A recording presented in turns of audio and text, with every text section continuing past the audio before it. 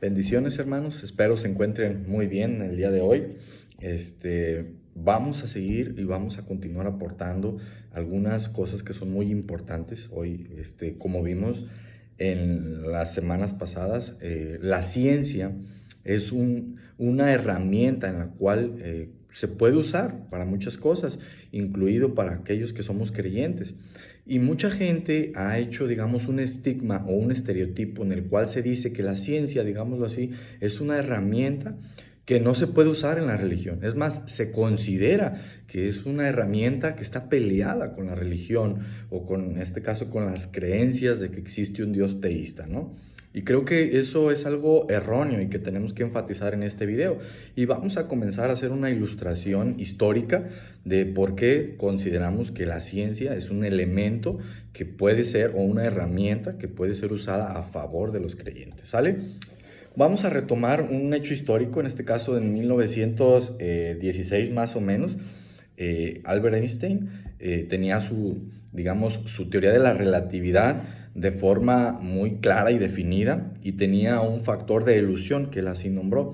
Este factor de elusión proponía que el universo era eterno. Entonces él se empezó a dar cuenta en 1916 que ese factor de elusión no podía ir dentro de la teoría, porque las observaciones que él estaba haciendo era que realmente el universo estaba, digamos, en un proceso de energía que era finita. Entonces, después vino otro científico que se llamaba Eddington. Eddington hizo una observación y también se dio cuenta de que ese factor de elusión debería de ser eliminado de su teoría de la relatividad, porque con ese factor de elusión él estaba proponiendo que el universo era eterno. Entonces, digámoslo así, esa teoría de relatividad de Einstein en un inicio quería o pretendía defender que el universo era eterno. Pero después llegó otro físico matemático ruso, que también en 1922, que fue Friedman, que también observó que ese factor de elusión no estaba bien en su teoría, y que incluso, esto es algo muy curioso, él estaba dividiendo entre cero dentro de su propuesta matemática, y sabemos que dividir entre cero pues es incorrecto. Entonces, Friedman descubrió en este caso que su teoría estaba mal en ese factor, y creo que el punto más, digamos, crucial fue en 1927 cuando Hubble descubrió con observaciones, incluso recordemos que hay un telescopio que lleva su nombre, descubrió que las galaxias se estaban alejando.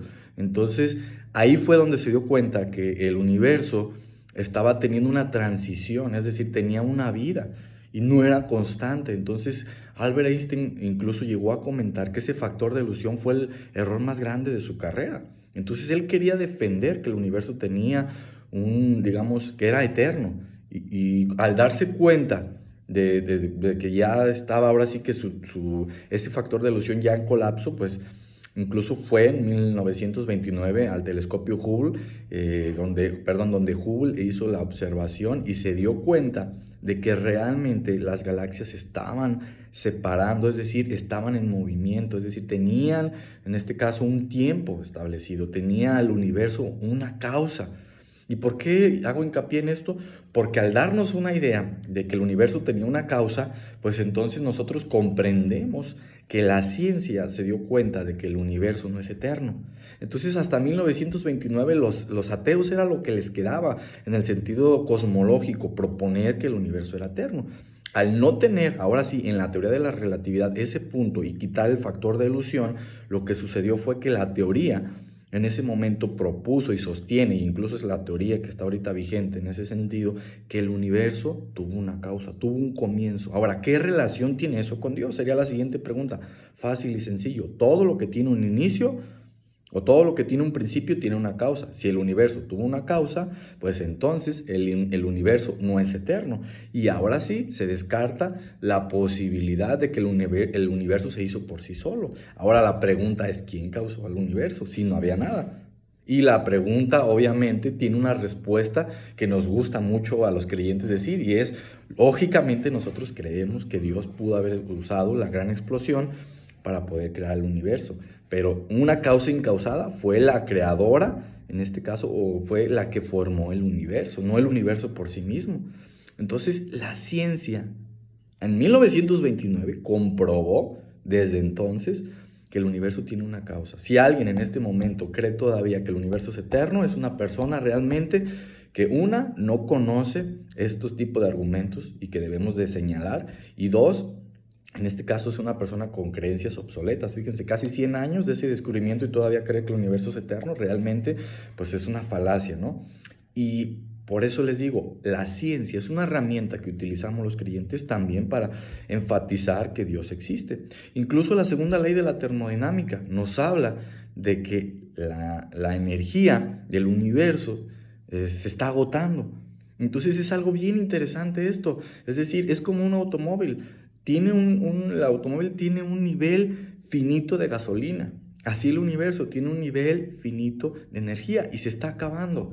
Y actualmente es lo que se ha dicho, incluso lo hemos visto en artículos de Times, de New York Weeks o demás, en el cual nos habla de que precisamente pues, cuántos años le queda al universo, cuántos años le queda al Sol, cuántos años le queda, no sé, a nuestra galaxia, etcétera, ¿no? Entonces vemos realmente que los aportes científicos nos hablan de que el universo tuvo un comienzo.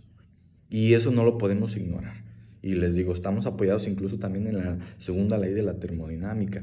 Y eso es algo fundamental que debemos de comprender.